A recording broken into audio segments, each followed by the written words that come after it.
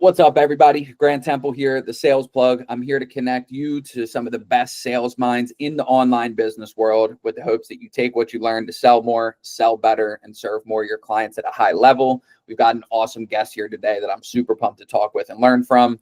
Let me introduce you to Sam Jones, the niche doctor. Niche. We can go over that in a little bit. But he's been in the online business world for a long time now and has loads of experience with helping creators monetize their audience and get their business dialed in using his MPM framework. I'm excited to talk about that. Sam, thanks for being here, man. How are you today? Yeah, really well. Thanks, Grant. Thanks for having me. Of course. So let's dive just right into it here. I guess tell us a little bit about yourself, your story, and how you got started in this whole online business world in the first place. So about 12 years ago, I started as a very generic life coach, or probably more an everything coach, and was pretty young in the game, maybe even too young to be doing the line of work I was, but I was just super passionate and I just knew what I wanted to do. And for a few years doing that and growing in London with clients as a life coach, I started to then get really focused in what my niche was within life coaching, which is what a lot of life coaches, mindset coaches, whoever coaches really struggle with, but had no idea that I was going to move into anything like niche or really, really specialized down.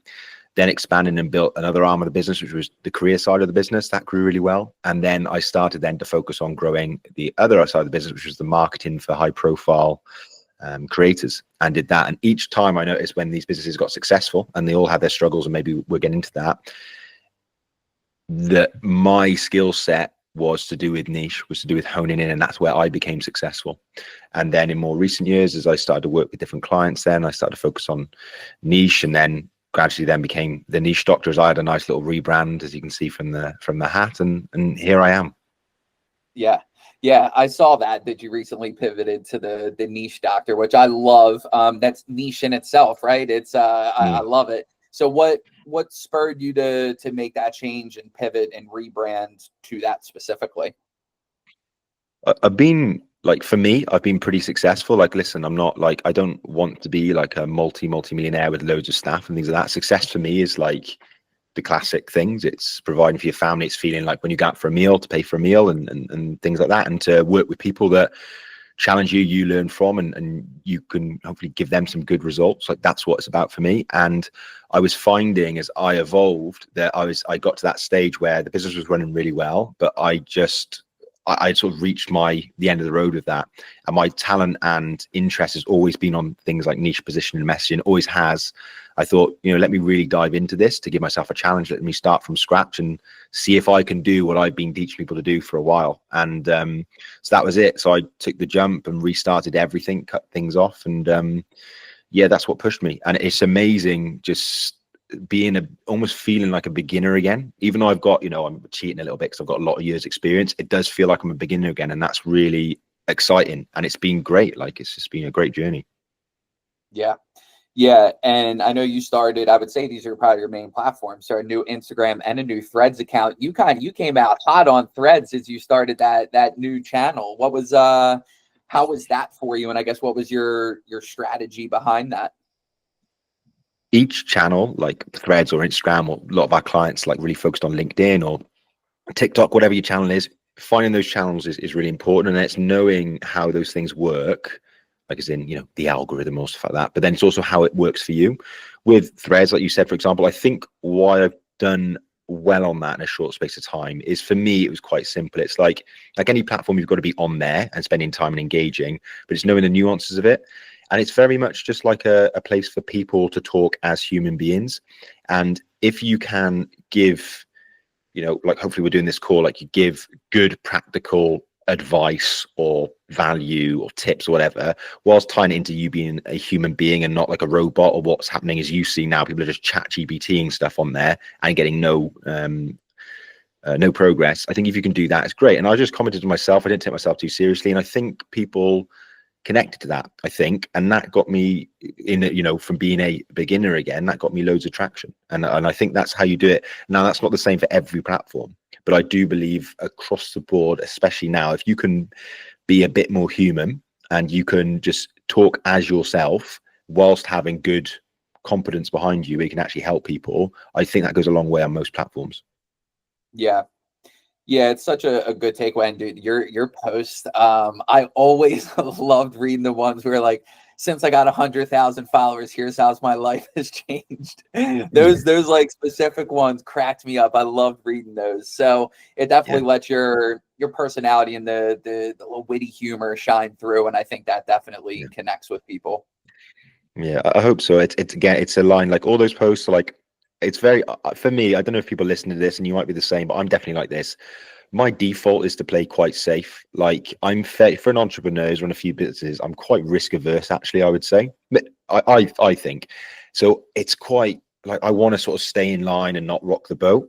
But I thought, you know what, like if I put something out there and somebody disagrees with it or somebody is better known for that, I think I've got to a stage in my life where I appreciate that I'm not always going to be right or I'm going to sometimes get things wrong, but I shouldn't stop myself saying something like that or putting stuff out there on a platform like Threads where it is like your personality just because I might get it wrong or get offended or my ego might be hurt, whatever. I think it's so key because you see really good people across Threads, across everywhere, every platform that are really talented, but they're just restricting themselves. And I feel that I just think I just don't want to do it because it just doesn't help anyone, doesn't help me, doesn't help them. So yeah, I'm glad you liked a few of those posts. Yeah. You're one of the few people. Yeah, no, I thought those were great, and it's such a good point getting out there and just saying what you want to say and being yourself. And I guess the climate of the whole world, it's generally speaking, you can offend a little bit easier. It doesn't mean you have to be mean, but it's okay to have an opinion. It's okay to be polarizing with your opinions, and that opens a conversation for people, right? You can say, what is it? Say what you mean, and you don't have to be mean when you say it. Mm. And I think it's that's an awesome approach to it. So, kind of diving more into the sales side of things, that's kind of the lens we want to look through here. I guess just to start out with, tell us a little bit about, let's say, your relationship with sales, like your attitude, your philosophy and approach to actually selling your products and services. Mm. I think sales has been a bit more of a difficult journey for me personally, I would say. I think the reason being is like by default, I want to help people. And I think that can sometimes move me over to being a people pleaser. And where that's impacted me personally is that when people maybe need encouragement or I need to ask the right questions, I used to hold back in the past, and that would stop them working with me or doing what they needed to do. And I think so. I was quite passive, I think, with sales. So my relationship with sales used to be one of oh, you can buy it if you want. It was almost like this. If that was body language, it was like shrugging like this. Whereas now I hope in most cases it's where I'm trying to really understand, like really understand people, and then I'm encouraging them and calling things out that maybe not being said. You put a post the other day that I really resonated with. I hope I chucked you a like for it. Was about, you would call that, I think it was a guy that was on the was like really high scrutiny about Mhm. working with you and doing something with you, and then you said, listen, it's some of this is your responsibility. You weren't ready to take the jump, and that ability to call it out and doing it in a way that is at the right tone is amazing. I was always worried to do that because I maybe didn't have the confidence and I wouldn't say it in the right tone. It would come across as critical or whatever else. So now I think a lot of it is about serving. Don't always get it right with sales. I get so many discovery calls wrong, but yeah, I think it's in a place where I'm after every call, I'm like, okay, I'm pretty proud of how I approach that. And that's an okay place to be. Yeah. Yeah, for sure. And a lot of it just is about confidence, right? And if you're Right. coming from a place of caring and trying to help. Well, I did in another one of these interviews, this guy Austin put it perfectly. He was like, yeah, I mean, it sometimes might feel shitty to have to say something like that to someone, but he's like, what feels shittier? Leaving a person hanging that really needed your help because you were too scared to say something. And I was like, Mhm. like, wow, okay, Mm. so having that confidence and knowing that you're coming from a good place is, a good approach to have with it. But I think what's, um, actually, I guess let me start with this. Then tell us a little bit about your current sales process and how you get clients, because obviously you use your niche position messaging framework in your own business, and I think that probably brings in clients that are super dialed in already, right? Which is powerful.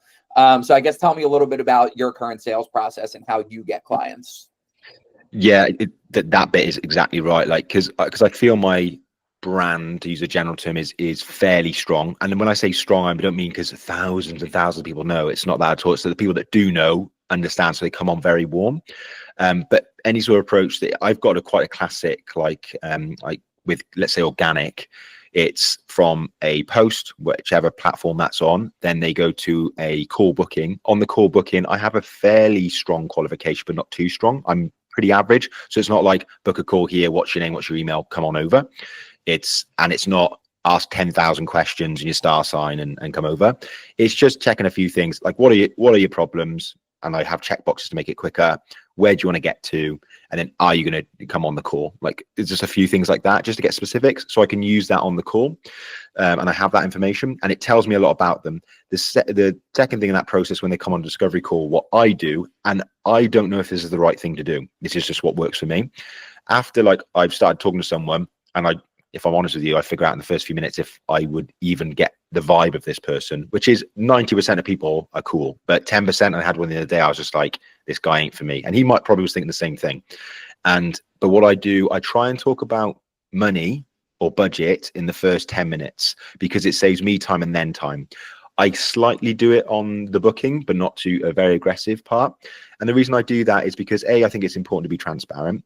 And B, if I'm looking at something on someone's form and they're talking about where they want to get to, and I know that's going to be one-to-one with me and going to cost a lot, there's no point me keeping them on there if they're thinking they're going to spend, 500 quid, or was it $997 or whatever the price points, the common price points are. There's no point. And I'll say that, and then I'll try and figure out a way to work with them if I can, if it's worth it for me and them. And then, yeah, they go through the process. I would say, if people buy in my sales process, I would say I rarely close them on the first call. I usually have 2 calls with them, and I usually chat with them, maybe even over WhatsApp. I think it's a really strong, clear 16-page PDF of breakdown what I do. I show them that on the call. Sorry if this is too much detail. I just sort of going through the process. Yeah, that PDF for me is everything. After I've understood the basics, now that you're a master at, of like, what their problem is, I really have to understand it personally. I have to really get it because it takes me a little while. And then where they want specifically their outcome, if I know I can help them, which I already know within the first 10 minutes, like most things, right? You kind of know already. If I'm there, then I say, can I show you like what I think is going on? And then I take them over to my model, basically MPM, and I say, from everything you told me, this is what's going on. You need a little bit more with positioning. Niche you've actually nailed. You need positioning and messaging, though, are really weak, and this is what's causing this and this is causing that. I'm like a bit more like, this is going to sound really bad because I'm definitely not a doctor. Well, the niche doctor, but a doctor is like, I've got this problem, wrist on. I go, okay, this is why it's going on, or a physio or something like that. And then people tend to think then, okay, Sam's not just talking, he knows what he's talking about. It gives them some value, even if they don't know what's going on. And that's just 2 slides of my like 16-page PDF. I do that with most people. Then if it all seems a fit for them, I say, great, let me show you the offer. I think my offer is very good. So like, even if people don't work with me, they usually do quite later on, like not long after. And yeah, I talk them through all of that. Some people, I would say less than half will close on the first call. I don't try and aim to do that. Most people are on second call or things like that. But I could be smarter on these things and probably convert more people. And just, I don't know, maybe it seems to be enough for me, and it seems to work well enough, but maybe there's some ways I could structure better, but it does work quite well for me, but from a place where it really didn't used to work well, as I said to you earlier. But yeah, those are a lot of the key bits of my process. Yeah, I love that. And it's important, I think, for anyone to recognize that there is no one size fits all. You know what I mean? Right. Like, some people can get in there, just want to close everything right on the first call. Having 2 calls and a presentation for people to kind of think it over is a great way. I've worked in processes where it's kind of the low ticket ascending to high ticket model, right? You have a few calls and you're working people through a process. So look, if it works and you're getting clients, it's a good thing, right? So now kind of explain more about the NPM framework, right? Kind of, I would say more on a high level, but like, what exactly does it stand for? And then break down, I guess, why each of those things are important, because I think helping people, it's part of the sales process overall. You know what I mean? Like it's all one big process. And this is an important part that I think a lot of people miss or lack. So if you could explain the NPM framework, what's it stand for and why you think it's important. Yeah, I'll actually start with the why it's important, because I think that'll help people listening before I sort of talk about what it is. It'd be more helpful for them. Everyone should have or be able to clearly explain how they get people from point A to point B. And that can be both high level, so like my model, the MPM, and it should also be then a roadmap. That should be quite clear in what you do, either through your content and educate people, but then also when they're on the call to give them that confidence of this is how we're getting from point A to point B. I'm a huge believer in that. So that's the why behind it. MPM for me then is really simple. Okay, it is a Venn diagram of niche, positioning, and messaging, and they all cross over. And in the middle of that then is offer. So the reason being is a really good niche that is specific, that focuses on a group and then a problem that you solve, that's then in demand, is absolutely massive. Then also if it's market validated, that's really important as well. So if you get that bit right, great, I've got the niche, but that's only one part of 3 parts. You then also need the positioning side of things as well. If you don't have the positioning done, so that means that you're not different from other people within your area. So if you're in a quite competitive area like sales, or you're in an area of say mindset coaching or nutrition, it's very hard just to say, I'm going to focus on dads who are executives. Everyone wants to work with executives because they have money. Everyone wants to do that. So the positioning is really key. Part of that is having a framework, but there's loads of other things that you can do. And then the final bit then is that messaging. Messaging is all about how you can communicate all of that, that it's compelling and showing value. Value is a very overused word these days, but it's so key. If you're not showing those outcomes or you're not solving those pains, it's not going to work. And that all those 3 things work as like a beautiful cocktail, like a pina colada, all the ingredients of the pina colada that then create an amazing offer. And once you've got that, that is the foundation of the house. So what I do that is say different than say a marketing agency that says I'll get you 30 leads in 7 days or whatever else, that's when you have this in place. No marketing agency, ads, outreach, whatever, can get you that without really solid MPM that creates a great offer that then does that. It does not happen. It doesn't. And it definitely doesn't happen in 2025. So I'm the guy before that, or the guy where you have scaled to a certain level and realized either to get that next level or the new strand of your business, you need to get that right. So I'm that sort of guy that comes in, builds a foundation of the house so that you can scale from there. Yeah. Yeah. How did you discover this, I guess? Like, I know you said it's something you've kind of done for a long time. And I guess tell us a little bit too about, I would brag on you a little bit just because you've worked with, so you've been like the guy behind the scenes for some high profile clients, right? That you're helping them get this dialed in. So I guess tell me where the foundations or the origins of NPM came from. And I guess how you identified maybe that is the missing piece, so to speak, for some of these high profile clients that you worked with.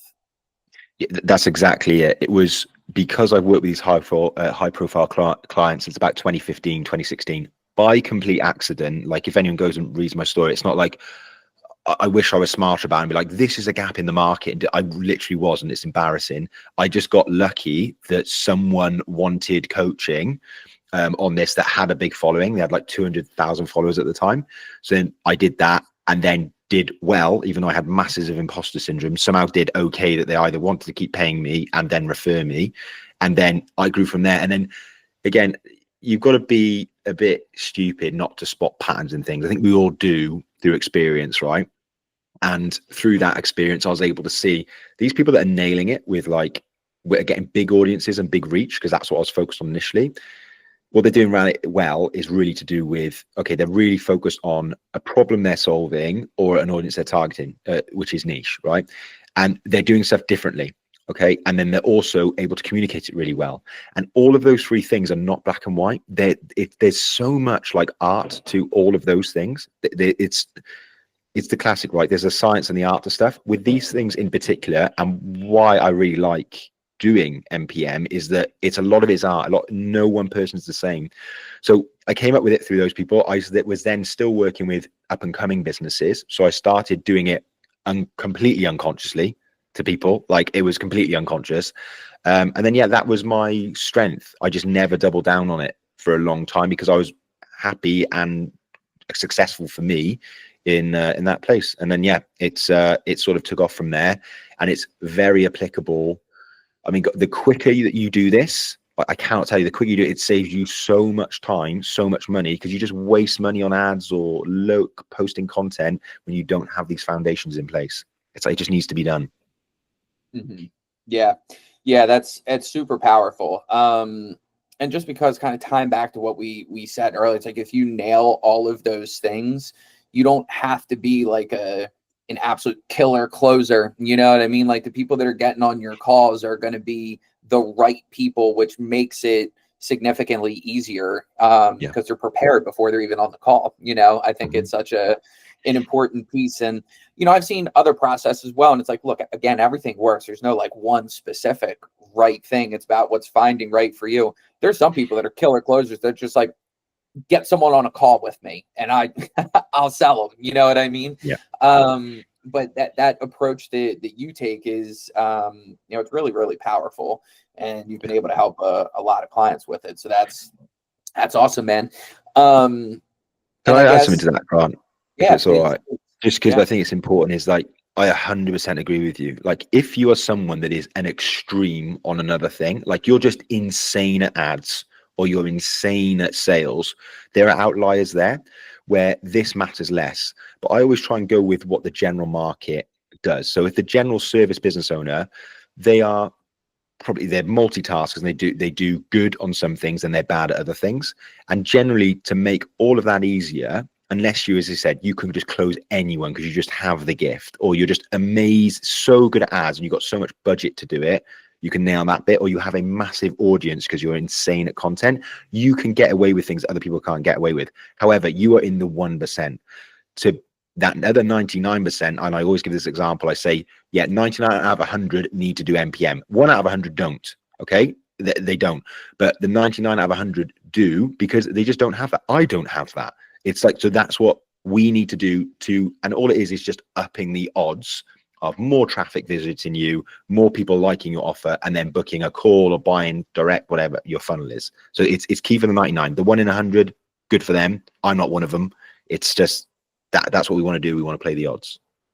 Yeah, for sure. And I know you said too, this all kind of centers around like the 3 parts of the Venn diagram: niche, position, messaging, all kind of go into the offer. So I guess just to leave our, you know, audience, we're going to wrap up this portion of the interview in a moment here, but let's leave them with something good.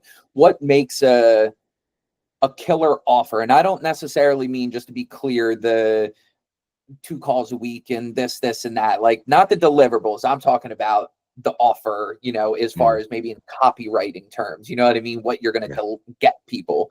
What makes a killer offer in your eyes? There has to be some sort of tangible result. That is one of the key things. And where it's really important is in areas where you have things that seem a bit more floaty or fluffy or intangible, like, so places in spirituality, or what else could it be, like certain areas of wellness or health, like there's some issues there. But you can always create a tangible result because you can measure, and you can do very basic measurements to do that. But if you can find a result your market really wants and that be tangible, that's, for most people, that's the most important thing, is finding a tangible result. And if it's not that obvious, you can make it happen. Like, there's ways that you can do that. There's ways that you can move to get numbers or get something that you can measure to show that there is progress, because people do want that. If you don't have that and you keep it quite an offer that is quite open, like, I'm going to make you, I hope nobody's going, I'm going to make you happier or healthier or just make money, then it's like, well, that's been said a million times and it just sounds scammy these days. So that's one way you can do it. The other thing is, because just to almost add to that, because I could go into other bits, so I just want to segue slightly, to make whatever you say important, case studies are the most important element of it. Like, you need to have some sort of evidence and proof. And that doesn't mean, because people aren't stupid, that every single person is going to be these incredible people or get these incredible results. I don't show some of my best results because I know they're just not believable. Like, I had a client, Sam, who went from like 2K over a longer period of time, but 2K to like, he's at 86K a month in December, I think he was. I'd have to double check that. I'm pretty sure he was.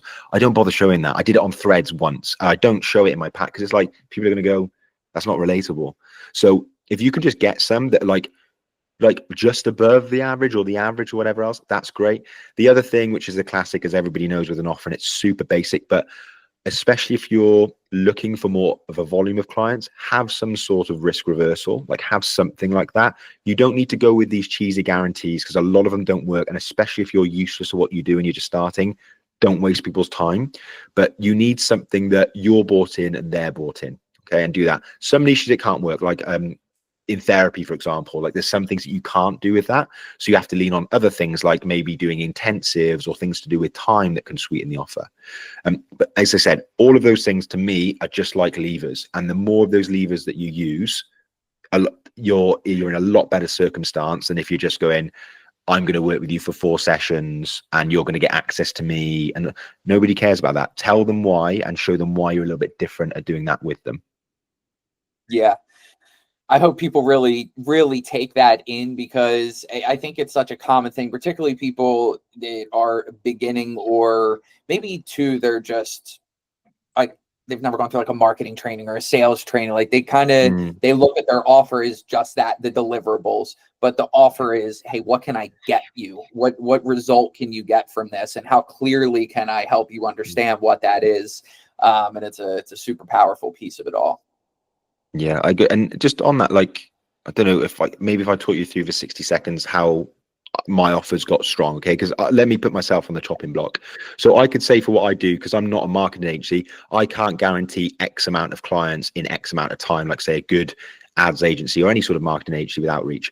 I can't do that. That's not who I am. So in my own positioning, so using my own advice, I've decided to position myself separately from that.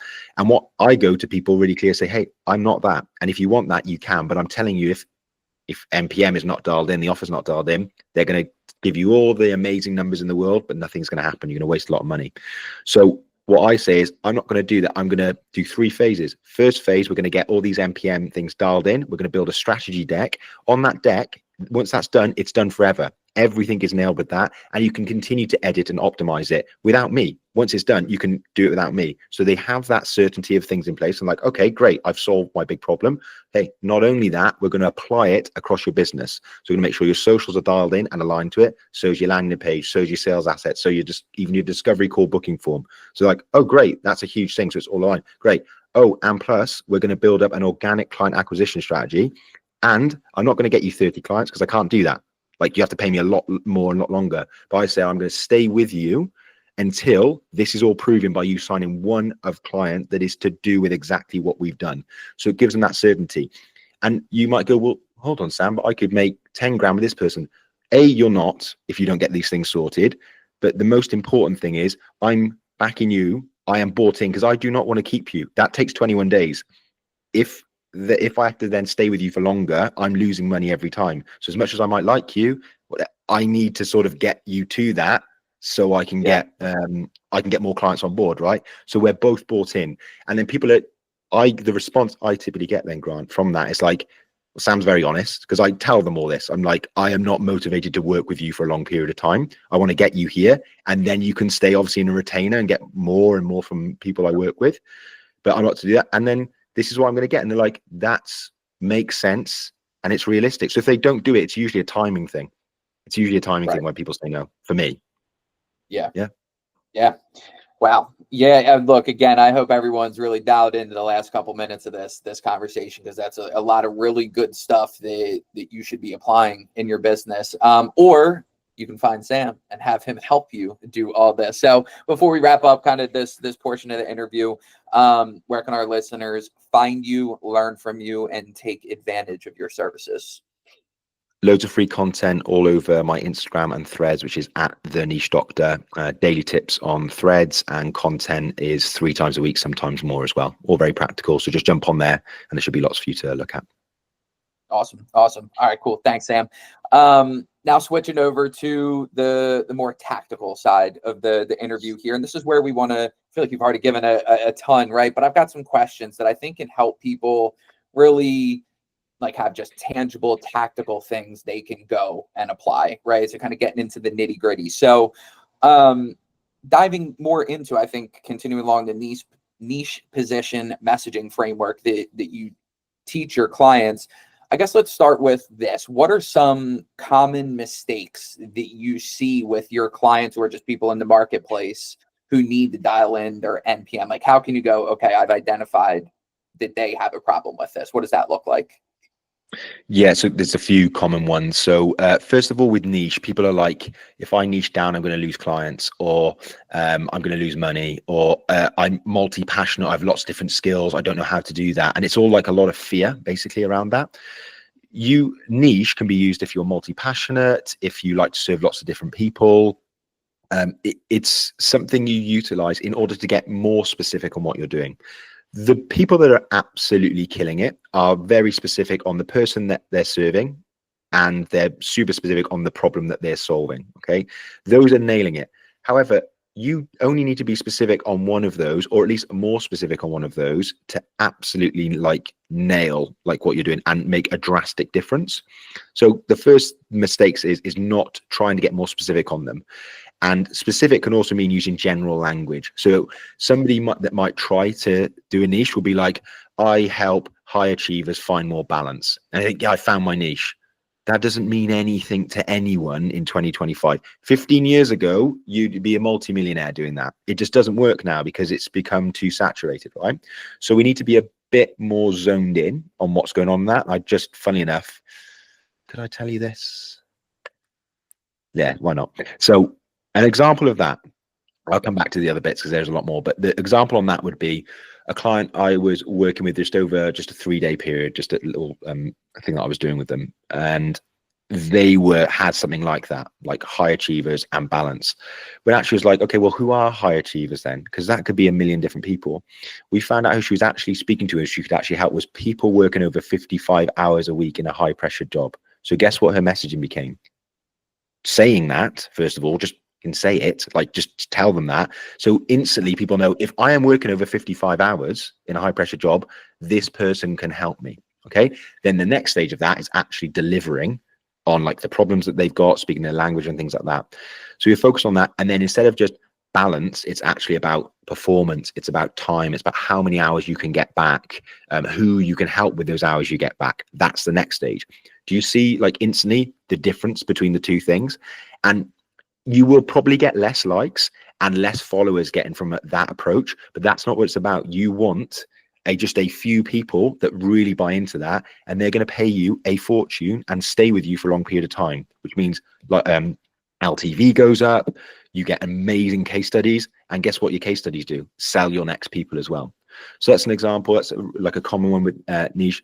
With positioning, a really common thing is that people just don't try and be different. They try and copy everyone else, and they don't bring the natural things they have within them and bring it out in their business. And this is why I like Threads, and I think people should use something that is quite personal, because it forces you to exercise your personality. And that sounds so weird, but it's like, get used to being yourself online. Like, get used to not being Sam like I am now, and then suddenly getting on a platform and just going, yeah, if you're tired of doing this and that, and then just becoming someone different, it's like, you don't, I get you have to be professional. I 100% get that. And of course, we're slightly different around our partners or our mates at the pub, be online, but, and who we are in business, but try and shorten that, close that gap. So that's the key thing. Like being different is key. Like that's all about creativity. That's my biggest strength. So that's why I love working with clients on that. And then the final bit in messaging, the biggest common mistake I see in messaging is people talking from themselves to others. So what they do is they'll describe something that they know as an expert, and they'll speak in coach talk or mentor talk or consultant talk. And that's not what their clients are saying. So you have to be on the ground. You need to be constantly getting feedback. Every no you get, you ask people, why did you say no? Or what was missing for you? From that, you start to learn what they're talking about and what they're saying. You inject that into all facets of your touch points across there.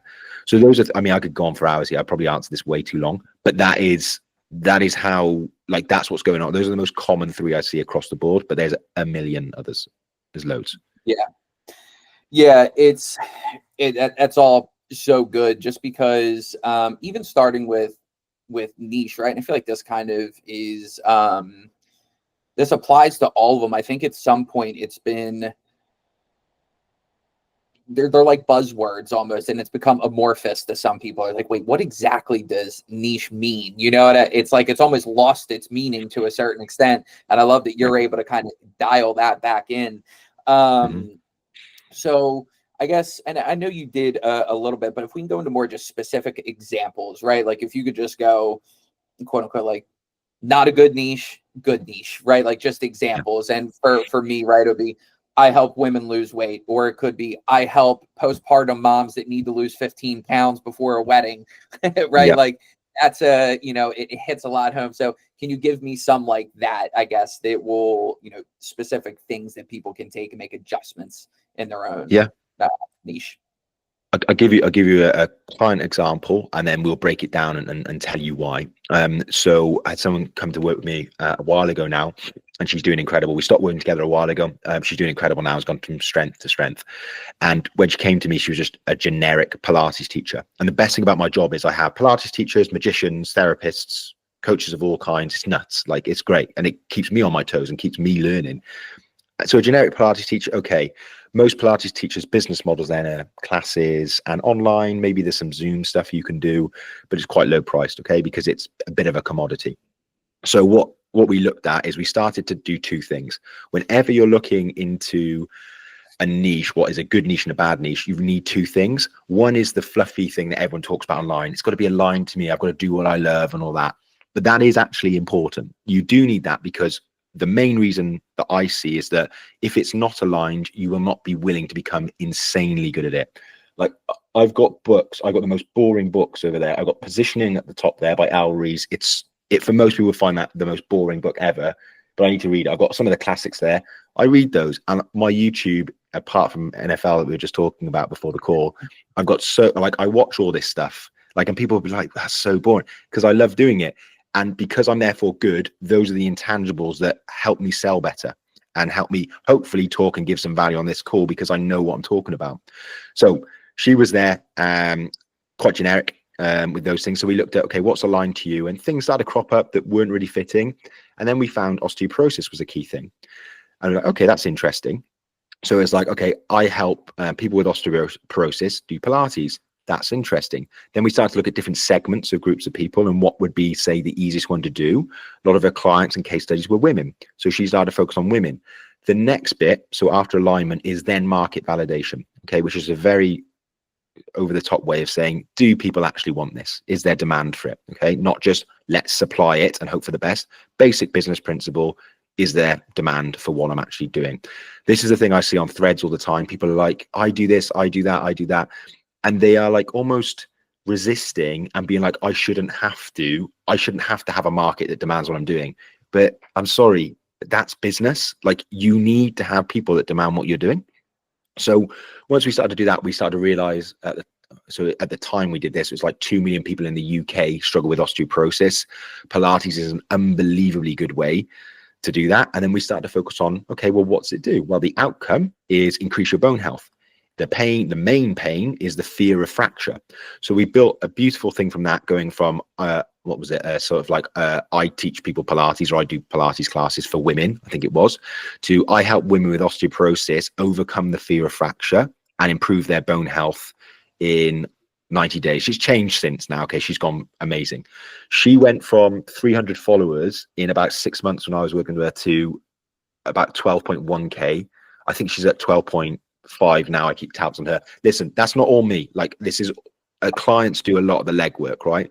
But just a large part of that is getting the foundations in place where you're even able to then scale, like, and grow. But yeah, that's a good and a bad example. There's a lot more, but those are really cool ones. Yeah, and that's it. I think you could really, that's such a clear example, right, in the difference between the two. And just to be clear on this as well and kind of nail the point home, I'm sure going into that, she was, with the 300 followers, if I get so narrow, I'll never grow my audience. And the exact opposite happened, right? She got super narrow. Then what happened to her audience, right? It blew up. Is that maybe a fear that you see from people sometimes when kind of thinking about niching down? 100%. It's you can grow massively through niching down. That is definitely the most common thing. But even so, I have, at the time of speaking, I'm just about to probably put ads into it, but my Instagram, of which like I restarted 3 months ago, if that is 180 something, right? I get more discovery calls than some of my clients. I still work with the odd high profile client that have 228,000 followers, who's like a bit like, I get more than them. So a lot of them have overtaken me now because then I show them what to do and then they just destroy me. But that's all because they're super targeted and people know, yes, that's something I want to solve, or it's not. And you really want that. You don't want gray with that. You want people like, yes, this can help, yes, it can't. So you can absolutely grow by doing that. But even if your following will grow, but not to they do a dramatic, increase, it's the people that are coming on board is the best bit, because then you can get a very quick sale because someone will follow and be like, you're the person, and they pay you $3,000 within a week, or they do in 6 months because they just get warmed up. That's the beauty of just focusing down a little bit and just harnessing the power of niche. It's so easy. It's just, I don't know, people are so scared to do it. It's just easy though. Yeah, for sure. And maybe give people a word of encouragement as well here. Whether they're small followings or big established followings that need to make this transition but are scared, whose permission do they need to go ahead and make the change today? I don't know if that's me or Tell once. You don't need anyone's damn permission. Do it. Yeah. Right. I was like, I don't know. I don't know. No, I think sometimes the people like I've seen this so often over the last kind of like my 4 years in this is people are kind of always waiting for someone just to like give them the stamp of approval on something. You can do it. Just do it. You're not going to ruin anything. You know what I mean? So even with someone with a big audience, can they make this transition, today? And is it, or do they have to restart? You know what I mean? Yeah. No, it's a different approach. So when you're like, say smaller, and you want to say restart your Instagram or repivot, it is a slightly different, but only very slightly different process than say one of my clients who's got 70, I'm trying to remember so many numbers. I think she's got 74K because she went from 200K to 74K. She used to hate being on camera. She's so fascinating. She used to hate being on camera. Now her business is literally her creating content. And she showed me her first video the other week. It's hilarious. And now she's just, she did me a testimonial. And I was like, it looks like I've paid for the testimonial because like her, and I was like, are people going to believe this? But anyway, she's a bit bigger. And we had this conversation is like, she was pivoting slightly and then also trying to encapsulate one or two different problems that don't completely chime. So how you do that if you're bigger, you can either combine them if that's possible. So if I'd struggle to think of an example, but I'll try and think of one later. If you can combine them, that's great. Or if you want to do a full pivot, that is absolutely fine. You might find that engagement might drop a little bit, but so what? Like, that's okay. It's as long as it is manageable, it literally just needs that little bit of like drop before you then can go back up again. And you can also run it in the background. There's loads of ways to do it, but that's the reality. It's just, if it is really what you're aligned to and what you want to do, and it has huge potential to grow maybe beyond where you already go, like, why not do it? Like, you're not like, you don't always need to be like staying safe and then in ascension. You can then slow down to then speed up in the future. Like, you will do it. Like, look what I did. I had over 2,700 followers, doing fine. I just was like, you know what? I want to repivot. I'm going to practice what I preach. And then I doubled down on what I've already done and then just branded it up a little bit because I thought that's the thing to do, right? And I'm doing great with my 184 followers. Yeah, for sure. It's just such a powerful example of you going, hey, I'm going to double down on this and restart. And I don't know how long you vacillated on it yourself, but from my perspective and just kind of knowing you and being connected with you, it happened overnight in my eyes. Like, damn, guy decided to 100%. Rebrand and restart, and he hit the ground running immediately, right? Like, you didn't wait forever. Yeah. It wasn't some big, long, drawn out transition, or at least it didn't appear that way. It was about 3 weeks. Like, you've probably made the most important point, which isn't actually a technical or like a strategic thing. everyone, and this is whether it's with sales, whether it's with elements of marketing, systems, whatever, you have to be decisive. And I see that with a lot of clients, and I don't do like mindset stuff and things like that. It's very little on what I do. Like I'm not, there's a lot of better people at that. Like I have to do elements of it because it does impact things, but that's not my area.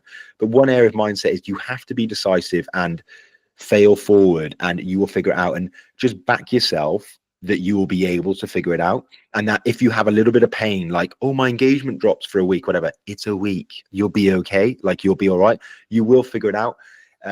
So yeah, that for me, that took like, I don't know, 3 weeks to just I'm doing this, and then just be decisive, like go through it, and you will figure it out. The more you think about things, it's the same. I don't know if you find this, well, Grant, but I found this. People that tend to buy very slow as well and be very indecisive always tend to take longer to do a lot of things. Like I've noticed that with a lot of stuff, like, and it doesn't mean blindly just go and, you know, invest in this or buy that or pivot here or there. But if you take too long to make lots of different decisions, that is probably costing you quite a lot. I've noticed that as a pattern, like indecisiveness or overthinking, man, you've got to be decisive, and you've got to use that muscle.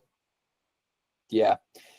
And I think that goes towards such an important point. And one thing I've noticed is that the maybe weakness, not in like a bad way, just things people need to improve on in their regular life absolutely destroys them in business, like indecisiveness.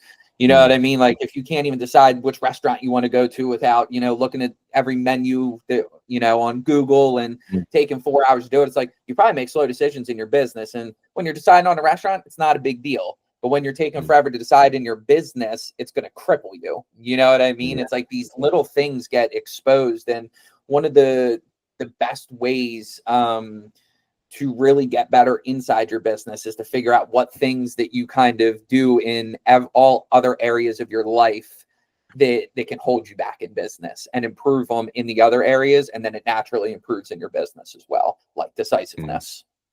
Yeah, spot on. Couldn't agree with you more. Yeah. Now diving into, because we talked about niche, now let's go a little more into positioning. Because again, I feel like all of these are, but it's almost, again, it's like it's become amorphous because a lot of people talk about it, but they don't really know what they're talking about it. And you're the expert, right? And I know that you know this stuff. So as far as positioning goes, like what specifically does that mean, and how does someone position themselves against others kind of doing the same thing to make them the choice for their customers? Yeah, good. Okay, so I'm really glad you're asking this question, because this means I can nerd out a little bit. Niche, position, and messaging, like anything, right? With same with sales, you want to try and make it as simple as possible, and it starts with how you're defining it. Okay, so with niche, it's all about who you're targeting, basically. And look, when people say like you are the niche or things like that, that's not true. That's not what it's about. Now you can make it true and twist things, but that's not really what niche is. Positioning is actually more of that, like you are your niche, but positioning specifically is trying to find an area of the market that is underserved. That's the core of it. So we're trying to find a group of people or a problem or a way to differentiate or something even to do with pricing, however you can look at it, to try and help an underserved area of the market. That is so important, because most coaches, most mentors, most consultants, experts of all kinds, even creators, it's so stacked with people, and good people. I don't know about you, but I rarely come across people that are like can't help people or are completely useless. Like that doesn't really happen. People are usually pretty good at helping people. Yeah. So it's a lot of the times it's like they're targeting who everyone else is targeting, and that works if you are at least decent at the things I'm talking about, you know, and have a decent offer. But you usually need to like dominate the traffic game or the volume game, as in you need loads of traffic coming in. The way to usually do that is through money, because you need to get paid traffic usually, unless you're killing it on social media or content. That's the other way to do it. However, most people are not doing that. I'm certainly not doing that. So how do you do people, or how do you nail it when you don't have a massive following or you don't have a massive budget? That's where positioning comes in. You find an underserved group or an underserved problem. You then creatively find a way to meet that need. And how you do it then, as I said, through differentiation, is your approach, like how you make an approach to get to the result, or you can completely innovate in what you do, either in your physical process, so like your roadmap, or get someone there, or just do it a little bit differently, or you can potentially compete on price, either a lot higher or lower. But for a lot of people with coaches and consultants and things like that, if you go lower, there's a lot of issues that come with that. But there are ways of doing it. There was a guy who did like the $7 membership a few years ago, and then everyone copied him. I've forgotten his name, which is really bad. But he then did that and did it through a place of lower price, which was the opposite of what people are doing, and then dominated. So this is why with positioning is there's no one way to do it. So even though the vast majority of my clients do high ticket or come to me for high ticket, I know people that absolutely can position themselves within, say, low ticket and do that and do the volume game if their offer matches those people that are underserved. If it does that, then do it. Because if you try and do high ticket to a market that doesn't want that or can't afford it, doesn't have the purchasing power, then it might sound good, but it's just not going to work, right? So yeah, target people that are underserved and then make yourself different, okay, and do that. And a lot of that you can actually get to through personality. You can do it through what's your story, your background, your qualifications, examples of your work as well, that you can start to just find out what makes you a bit different. And then the main thing is then looking at it like a quadrant. If most people are over here in the quadrant, whatever that quadrant stands for, over there, you want to try and be like here or there or there. You want to try and do that, or you go outside the quadrant, do something different. Now that's hard to do, but it's really possible. Like I've seen it done. So that's the way you can really nail it. You can have catchphrases, you can call things different things. Like there's loads of ways that you can make yourself different. Yeah. And I think that's all such good advice and information that people should apply. And one thing that jumped out to me as well, and I think this can kind of maybe paint like a real example that I really liked that you pointed out, was the approach that you take to get the result, right? And I think just if you think about weight loss, right? Everyone knows you can lose weight just by eating less and exercising more, right? But surgeries, right? Whatever the surgeries are, right? Or now Wegovy or what, the injections that help you lose weight. So like they're all solving the same problem. It's just coming up with a new approach. And when you can, you know what I mean? It's like, hey, well, look, we'll get you this result. 1,000 other people do, but this is our way to get you this result. And it's different, easier, more accessible, more affordable, whatever the thing is there. And I think that's such an important piece, is that you can get people the same result as someone else, but if you have a unique approach or a unique way to do it, you all of a sudden kind of carve your own lane. Yeah, and I think the good thing to piggyback on that, then, good position is also showing where other people might be better than you as well. There is nothing better that builds trust that, like, I try and give personal examples because it's easy to give what other people have done. But like with me, I say on most calls when it's needed that, listen, if you want 30, like other people could get you more clients quicker, you probably have to put more cash into it. Let me tell you how I'd say it. I'd be like, yeah, if you sounds like you want a lot of clients, I can help you do that. Other people can get you to that quicker, so that they can do that quickly. It's going to require a bit more startup cash in terms of probably ads or setup fees, things like that. But they can do that. So if that's what you really want, that's great. What I can do is I can make you probably more long-term and make you more sustainable income. So you might not have spikes of, say, a 50K month, but from what you've just told me and where you're at, within a good few months, we can get you to 25K and maintain that. And yeah, and that's the way, because then we've got these foundations forever. So that's what I do. And people, I find, because I'm transparent with them, then they'll be able to make an informed decision, first of all. And they'll know, I hope they know, I don't know, I'd have to ask them, but this is what I think, is that I think they know, okay, well, Sam is thinking about my best interest at heart. And I'm just telling them what they've already told me, basically, as well. Like, because sometimes I'll have people and I'll be like, yeah, you know what, you're absolutely smashing it. It's not many, I'll be honest, but like, you're smashing it. I could help you a little bit, but why not just go do ads and I'll put them over to my guy there? Or why don't you go do you need an email specialist or whatever. But yeah, I find that's such a key thing to do, like show your process and show for positioning, show what you're not maybe as good at or not for. And then people, that really builds some stuff up and differentiates you. Yeah. Yeah. And I think it builds trust too. You know, like no, people don't trust someone who's like, oh, I could do that better. Or you don't need that. You know what I mean? It's okay to be like, Yeah. look, maybe this person can do this better, but here's why I can help you. And this is off a little bit on a tangent. I don't want to go too far down this rabbit hole, but with a lot of this stuff, like an agency going, hey, I can, pack your calendar with 40 calls this month and get you up to 50, 60, 70K a month, whatever their promise is. Or you don't pay. Like, if you're at 5K a month or something, like, can you handle 30 more clients right now without them suffering, right? Because just as much as a good case study gets you more business, a bunch of unhappy clients can F you, and if you bring on too many at once, then you're not going to be able to deliver that same level of service. And if your level of service is always good, you can get more clients. If it starts to dwindle, you could lose a lot as well. 100%, man. It's like, it's so key because like at the core of this, like I try to see elements of business at below the sort of 20K a month, quite simply.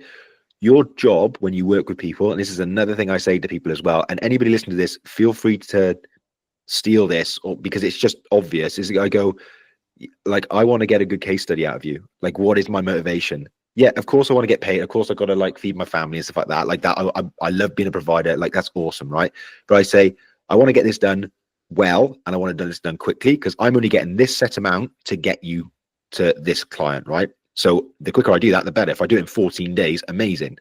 So that's one thing there. The second thing then that I talk about with people is just to be really clear and to be really honest with people and say, listen, if I get a great case study out of you there, I know this case study is just my marketing. And I just say to everyone, get a case study. That case study should get you a client. Then from that client, you get another case study. So 2 case studies should get you 2 clients, and so on and so forth, and build that way. And I was very established. I did not utilize, this is really embarrassing, the power of case studies. I don't know how, I'm just an idiot. And one of the lessons, I think we sometimes hear lessons years ago, don't apply them or apply them for a month. And then we have to relearn them. I relearned that one in 2024. The biggest thing is just get case studies. And that's my motivation. When I'm working people and I've woke up like I haven't been sleeping well the last sort of week for just illness and things like that, right? And I woke up at 1 a.m. and one of my clients, I was like, oh, we could do this, we could do that, and I was like really like, oh, amazing, stuff like that, and I couldn't sleep. And that's because I'm motivated to then get a case study, so it buys me in, right? So it comes back to, we were talking about an offer. If you can show them that you're super bought in to what they're getting, without anything ridiculous, like without say a ridiculous guarantee, or they have to jump through a million hoops, which is what these 40 clients, whatever, or you don't pay, that's what they all are. Is that you have to they apply to the 1% and they're ridiculous what you have to do. If you can just do that and really buy into them, people will be like, okay, yeah, I'm on board. And if they're the right client, this is where then you have to qualify well. I know I'm going a bit of a segue, but if you don't qualify well, and then you open up your doors to anyone that will work with you, and then you're going to be working with them for $1,000 for 6 months, and then they're going to be pissed off at the end as well. So this is where like qualifying really, really comes in. So yeah. It's so powerful. And I think that telling people you're invested in their success, that's a sales call tactic that I won't even call it tactic. Tactic sounds like kind of a weird word sometimes, but like it is something I tell people on sales calls, even when I'm not the one delivering the service. But a common question, it's asked in a million different ways, but essentially is like, do you really care about me and my success, or are you just trying to like make this sale? And I tell them like, look, my life will not change regardless if you buy this or not. You know what I mean? Like, I promise. But I am invested in your success, because the only way that we get more clients is if you're successful, right? So there is a mutual like, and I tell that to them. So it's almost like, hey, there's a level of altruism. I like to be of service, and I like to be a good guy and help people. But look, we want to make money. Our business wants to do well. But the only way that we can do that is if you do really well. So like, we are invested in your success. And when you tell that to people, like, damn, you kind of hit them between the eyes with it a little bit. And it's such a powerful moment in the call. And they can, if you say it right too, they believe you. Like, wow, this person cares about me and my success. And it just, that builds rapport and trust.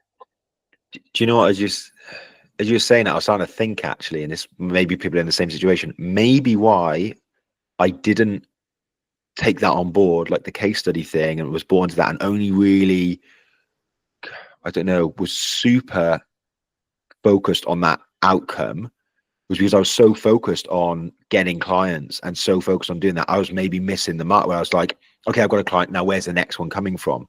In my earlier times and doing that. So I think that was probably why. And because then in each of the things I was focused on, so then life coaching, then got that dialed in, career coaching, got that dialed in, and then this sort of high profile extras got that dialed in, is like, then when I was a bit more relaxed, or as relaxed as you can be from doing a business, then you focus more on, you get really bought into it.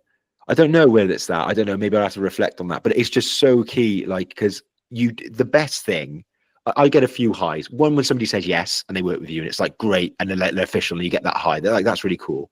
But a lot of it is the results, right? When you get that, it's great. Because the worst bit is when clients are like stressed or something, whatever. I've been very fortunate. Like I've had two continuations, as in I've had to work with clients longer, and even then they weren't really me. I could have done things better and I learned things from them, of course, but like two in years, like several years, I'd have to double check, but like I've had two, right? And I've learned a lot from them. So I've been very lucky in terms of my results and outcomes. But I think like when you don't get that, you don't get that great case study, or you don't have that amazing like client relationship where they've just like really grown, it's not that fun. Like the high of them like signing with you, whatever, diminishes quite quickly. The thing that really lasts is like, I've got one client now that's on an old offer that I get nothing from. I shouldn't really be doing it, and I don't get nothing from it. Like it's not much from there. But I love showing up on the call with her because she's a great person. We have a great relationship, and she's getting good results. If I look at the actual cash from it, it doesn't really make any sense why I'm still doing it. But for that reason, it does, right? So I don't really know where I'm going with that, but I think it's just so incredibly important running a business because you drain so much out of you, this creative energy that, you know, keeping things like strategizing, it's a lot of energy out, right? So it's important getting that energy back through things like results, and then being invested in things like getting the great case studies, and then using that to get more people because it's easy once you have that, you know. So in those things. Yeah. So that was a nice little therapy 5 minutes for me, and I appreciate you giving me the space. Yeah, no, but it's good watching. I think this is the stuff that's really valuable. You know, it's like having maybe just a little revelation there. Maybe other people can think along that same, you know, thought process, right? And take away things from this. But then all of that, right, kind of wrapping into the last piece here of the messaging, right? It's taking all of this and figuring out how to craft a message that resonates with your audience so they're clear and they understand what you can do. So I guess just dive into kind of wrapping it all up with the messaging portion here and why that's so important. That's exactly it. Wrapping is a great way to describe it. Actually, I might steal that off you. It's basically communicating the positioning and the niche really well, or communicating to the niche very well, and then making sure that your positioning is getting to work. So you've done all those hard work and you do that. It's communicating value. In essence, you're trying to show, hey, this is something that is really useful, or can be useful for you, and this will affect your life in this way. Some basic ways to do messaging. The obvious ones are things like overcoming objections. So one really practical thing I do for people is just 3 if you're struggling, but 3 to 5 like objections of why people haven't worked with you. So this is why you should always get feedback when somebody says no, instead of in the past where I'd get butthurt and I'd like, you know, have an existential crisis when somebody said no to work with me. Now I'm like, brilliant. I can then ask them, what is it that stopped you working with me? Like on this case, what was missing? And please tell me, be brutally honest, like I tell them to be. And sometimes they are really brutally honest, which hurts, but it's still really useful. I had the one about 2 months ago, and she was brutal, but it was like, oh yeah, that was missing from my PDF and like this. And I was like, oh my God, like it's so obvious, but they're amazing. Anyway, so once you get a no, you can see, you can understand objections. And then from those, you need to be proactively answering those objections. Now, everyone that's probably listening to that is like, yeah, I know that's really obvious. But like a lot of these things, a lot of it is obvious. Some of it is quite advanced, but some of the basics that get you a long way are really obvious. People just do not do them because they probably don't have time. They're worried about this, they're worried about that. And that's why you pay to work with someone. You get a course, you get a group, whatever you do. But if you can do those objections and then solve them, it's amazing. I had Rachel, who was in HR, incredibly good person at human resources. What do they call that in the US? What's Hey, human human resources? resource. It's It is HR. human resources. It is Yeah. HR. Okay, I wasn't Yeah. sure if it was different. So I was personnel or something. So the key thing she did is that a lot of their objections was, oh, HR is going to cost me money. So it'd stop people from answering the email or taking the meeting, whatever else. We actually found out that Rachel saves people money through HR. So her whole thing is like saving clients $8,000 basically per employee through HR. Like just that little shift, the meetings and stuff you get now, the response to email, she's doing like a lot of personal outreach to warm contacts. She's getting loads of discovery calls. She's got huge opportunities now. She already got some people over the line very quickly, but now we're looking for the big fish now. And yeah, she like all because you can just communicate something differently that is already there from finding out what the objection was, which is HR costs me money. I don't want to deal with that. So now she's doing all of that. So if you can do the overcoming objections, that's great. Another thing with messaging is looking at story as well. So although I don't, whenever, this is just a personal thing, if I am on a webinar or I see it and someone's telling this huge sob story, it's really well crafted. I don't know if it's just me. I just like, oh, for fuck's sake, they've really thought about this. Like for me with story, there's lots of good frameworks, like the classic Donald Miller, like story brand framework is great. Go do that. If you don't like need, just go read that if you want to do something like that. But if you do something like that, if you could just make it and just say it like, again, like the theme of this conversation, like a human being, like I was here, this pretty much sucked. Don't Hollywood it up, just like say it as it was and say where you get people to. And this is what happened. People really buy into that. And if you can put that through your messaging, so either you are the case study or hopefully your clients are, or both, you're going to absolutely nail it. So that's the key stuff with messaging. And you don't need to be a world-class copywriter to do that. You just like the best copywriters are the people that are very confident in what they do. That's what I've noticed. So just get really confident in what you're doing. Say it as you need to say it. You'll be fine. Yeah. Yeah. All that is really, really good stuff. And there's a couple things that I want to kind of even go down just a little topics on is, and you mentioned it earlier as well. And I think this is so important in messaging in general, because it's essentially copywriting, right? I mean, that is what it is. And there's another young kid. He's a great copywriter. He's got a good coaching program. He's another one of the interviews I did. And one lesson that he has in his program, he calls it like, don't get lost in copywriter's world. Meaning like you as the copywriter sitting there crafting some, crazy story and some elaborate thing where it was like you were saying earlier, you're talking above your audience and they're not connecting the dots. You think you're being super clever and like, oh, this is going to hit, and it misses. And the importance of not getting lost in that, but learning how to communicate simply and clearly.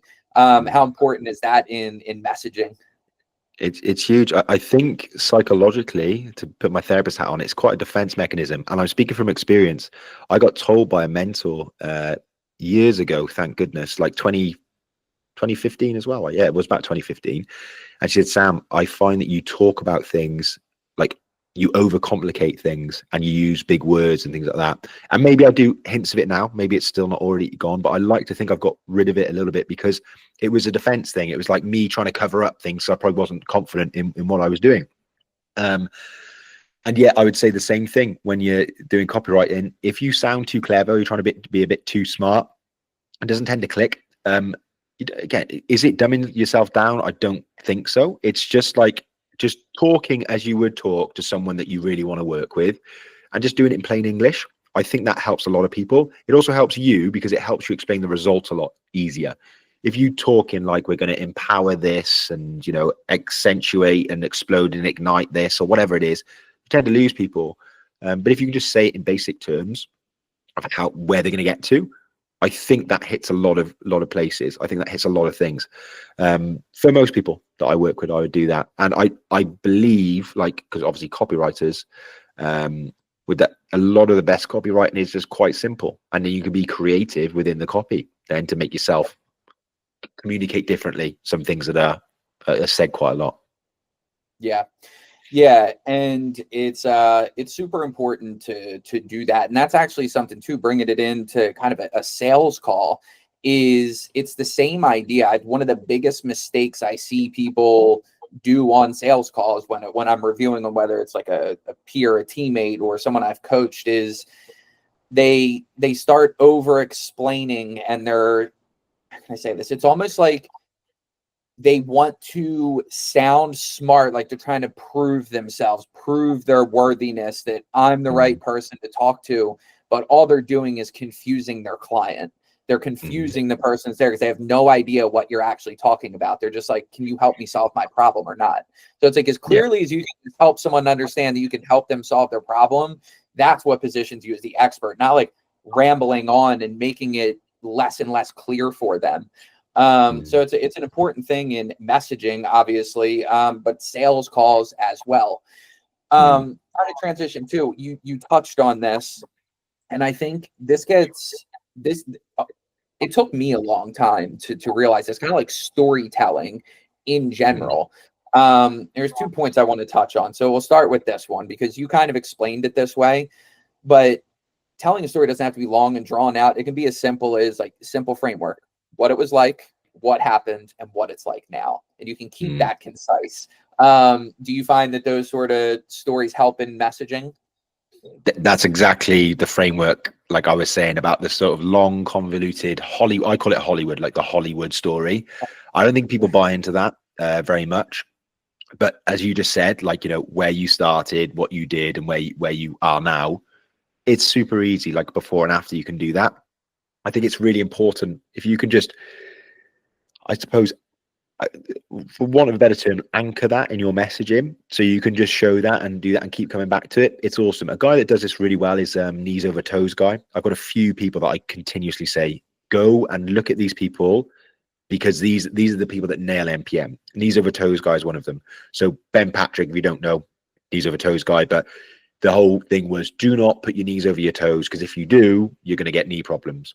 Whereas what he did and what the research started to show, that you need to train safely with your knees over your toes so that you can start doing things. Longevity helps your ligaments. You can jump higher, run faster, blah, blah, blah, blah. And he was his own story, right? Where he would couldn't jump high and couldn't get injured all the time, to then now dunking in his 30s and so on and so forth. His messaging, or his story that he talks about, is that he's like, he on repeat, he will talk about, he plays the same clip of him running on a basketball court when he was younger, looked really, really slow, can't dunk, and about his coach saying he couldn't do this. And then his coach, then a snippet of his coach saying, yeah, he was the slowest on his team, like he'll never be able to dunk. He does that on repeat. It's not a long, drawn out story. He says that all a lot better than I did in about under 20 seconds, if he ever brings it up, sometimes 5 seconds. And that's Yeah. his story. It's as simple as that. And it's so powerful. I haven't seen any of Ben's stuff in over 6 months, I would say, probably longer. And I've just recited it to you. Yep. And I've probably just given him some customers. Yeah, That's how good yeah, it is. exactly. It's so powerful, and another way to kind of tell stories as well. We do this all the time in real life, but I think people overcomplicate it in content. And this is still in the messaging realm, but I just kind of wanted to speak about this for a moment. Is simply just setting the stage and then making a point. Like I think people, when they hear tell your story or tell a story, it needs to be some long drawn out thing. And one of the best pieces of content I put out on an old TikTok channel that I was an affiliate for, kind of like a make money online offer, but the beginning of the video, I just brought people right into my world. I was driving home from work, basically slack jawed, radio off, just staring at the lines passing in the road, wondering how I was going to do this one more day. Mm, Like that was the story, right? It's not some long drawn out story. It's like all I did was just set the scene, and then I made a point, and here's what I'm doing about it. And you can really connect with people that way. And it's kind of like if you were telling someone to go to a restaurant that you liked, but oh my God, I walked in, they got to me immediately, the atmosphere was great, and then I ordered this. And you know what I mean? It's like it doesn't need to be a life story or some huge drawn out thing. You can just tell a quick anecdote to set the scene so people can kind of put themselves where you were in that moment and then make a point, and they can connect the two. And if you can work that into your content, you can really get people to trust you.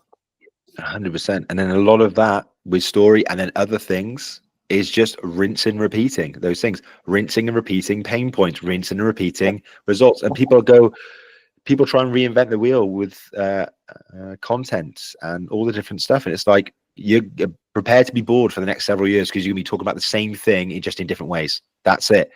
Like, that's what you do.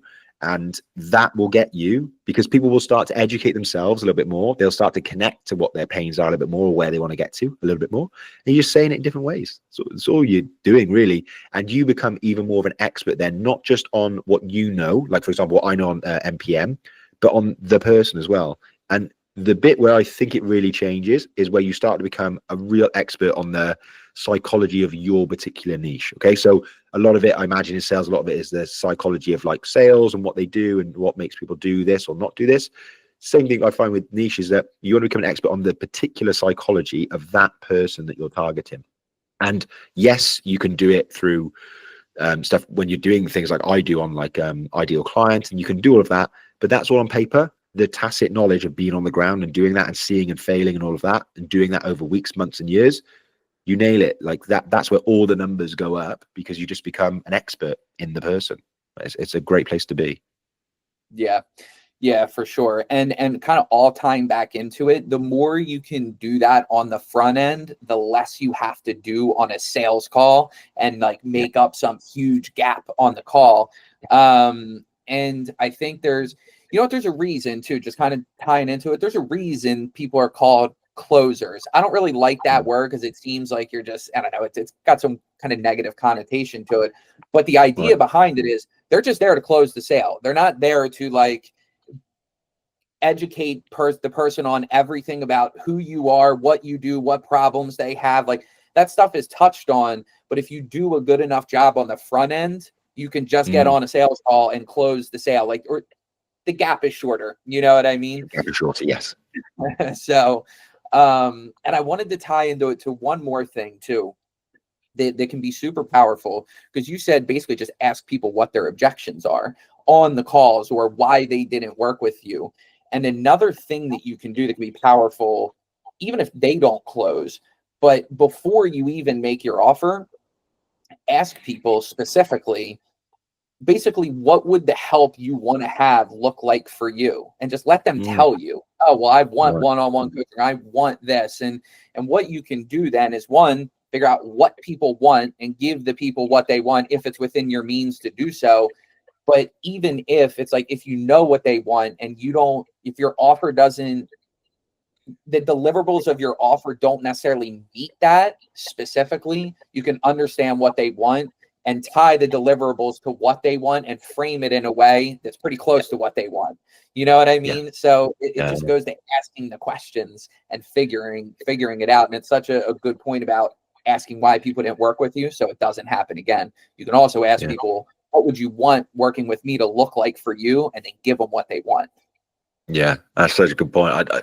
I don't really do that, but then I think that's such a good place, even in different parts of maybe a call when I'm chatting to them. It's like, well, what would this look like for you? Or you're looking at all of this, would you change anything? Yeah, that might be something that I could definitely like incorporate into my own process, I suppose, to understand, because you're just getting really good information on the person just to work with them better. And they're even more bought in at the beginning. And I find the people that are like the most enthusiastic and bought in right at the beginning, they get the results quicker. Like, and that's it. And that's good for me. Like, that's great. Good. As I said, like, it's obvious, like my process is that. So great. They do it quicker. All good for me. Yeah. Yeah. And I actually have a real life example of that. Literally just the other day, I was talking to this lady, and the delivery method for the offer I'm on is a group coaching, but they get one-on-one questions answered. And she was a bit shy. So I asked her, like, what would this look like for you? And she's like, well, I want one-on-one coaching because I'm shy. And I had to tell her, hey, look, it's not just you and a coach one-on-one. You're in a Google Meets, but you put your question into Q&A and then they bring you up and you will get one-on-one answer, but there will be other people there. And I was able to kind of build that bridge. Like, she didn't necessarily want to be on a one-on-one call. It was because she was shy. She wanted to feel safe. So I assured her, hey, look, it is a group coaching call, but you'll get one-on-one help. but it's a safe environment, right? Like no one's going to be judging you. You're not going to ask a dumb question, right? And I reassured her about that. And I wouldn't have had that information if I didn't just ask what she wanted. You know what I mean? That would have never came to light if I didn't ask. So it's just ask people what they want, you know, it's just a great principle. Yeah, I need to start doing that. This is why you do what you do, and I'm just stuck here doing what I do.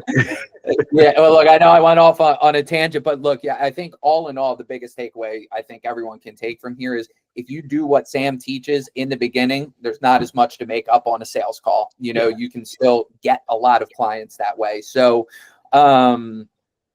is there anything else you think we should touch on around those things, or do you want to put a bow on all of this somehow? I think we've covered a lot here. I think the plea I would make to people is that no one, unless you're in that 1 out of 100, okay, so it's 1 out of 100, it's 1%. Unless you're in that, you have to do these things. And I'm not saying do it with me. There are other people on my PDF. It says, you know, what are these options? And one of them is other brand marketers. I say, yeah, go. There's a lot of good ones out there. If you want to send over some people, I can just tell you which one's the best one. Do it. You don't have to work with me. But everyone has to do it at all the different levels, whether you're at sort of starting out, you're at 1 to 2K, or you're at 20K, 50K. You have to nail this, because if you don't, everything is slower. People convert less for the ways you've just discussed, and it's just not as fun. It is not as fun to run a business that is not super aligned to a niche you're super passionate about. If you're too broad, if your position isn't really creative, or you're doing something really cool, like you think's cool and other people think is cool, it's just not as much fun, right? So you have to do it, because most of us, I am in the 99 out of 100, we have to do it. So whatever you do, focus on that. So many things, once you nail those things, are easier. That's how you create a great offer. Then you apply it to your business, and then your business is interesting. It attracts people. And then all the things that you're talking about and you're doing in your community, the sales, things like that, closing, becomes what it's meant to be, just closing. That's it. That's for the most part, you're closing the gap. So yeah, you've got to do, there's no getting, it's a rule, like whether it's with me or someone else, whoever, or just read a good book, if you can just do it that way, then you need to do it. Yeah. Yeah. And I want to point out one last thing here is that you are an embodiment of it, right? There's marketing coaches, or there's business coaches, or there's I help you scale, whatever thing is, you're the niche position marketing guy, right? Like, and that's why you stand out, you know, and you're seen as the expert in that, when really they probably shouldn't be teaching marketing if this is really the case, right? But some of these people that can, you know, they can help you market, right? How can I say this? What you're teaching is marketing, right? But you're calling it something different. You're positioning yourself as something different. And that's why you stand out. And it makes it easier to understand as well. Like you're bringing it down to a granular level that people can get up here. So I'm not going to go forever on it, but you're embodying exactly what you're talking about. And that's why it works. But the funny thing is, like, I put this out like recently, what a cop out. My niche is people that want to find their niche. What a cop out. Like business inception. Like I'm probably one step close to like an MLM or some sort of pyramid scheme, eh? I remember you put that. I think that was on Threads. I remember reading that. I got a good chuckle out of that. What a cop out. I know. But yeah, I mean, look, you're embodying what you're talking about. It's super powerful stuff. Yeah, I really do appreciate you being here and sharing all of this knowledge. And one last time, for anyone listening on this end, where can our listeners find you, learn from you, and take advantage of your services? Yeah, so it's at The Niche Doctor on both Instagram and Threads as well. Daily stuff on there, so go take a look, and good to connect with people always. All right, awesome, man. Well, look, I appreciate it, and we'll talk soon. Okay,